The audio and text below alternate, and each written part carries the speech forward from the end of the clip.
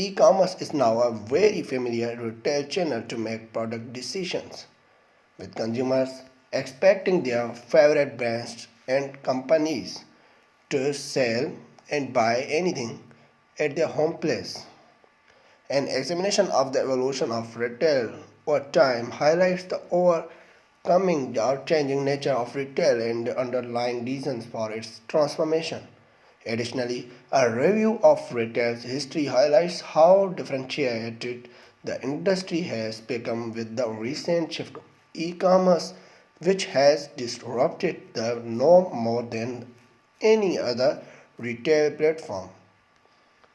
While the retail industry has transformed considerably over time, the thing that connects each retail period to another is money.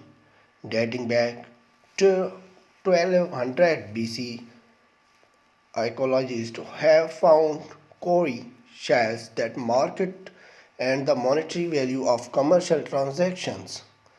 The trading that took place at this time was most likely for necessities, but wealthier members of society used to share the purchase luxurious items such as harvested vegetables and fresh fish as well as in 300 AD marketplaces were first introduced. The pop-up markets were developed in order to raise money. At this time, one of the largest pop-up markets was the Foyer St. Germain in Paris, which was the fundraiser for the Abbey of St. Germain. These markets were the earliest example of a shopping mall, allowing consumers to casually browse and compare the items being sold, enhancing their shopping experiences. Overall, by the end of the 19th century, most consumers no longer had the means to produce their own food, which gave rise to the high street.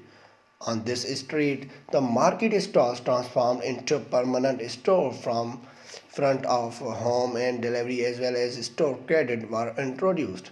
During this time, store owners discovered that the longer customers stayed in their stores, the higher their profits became.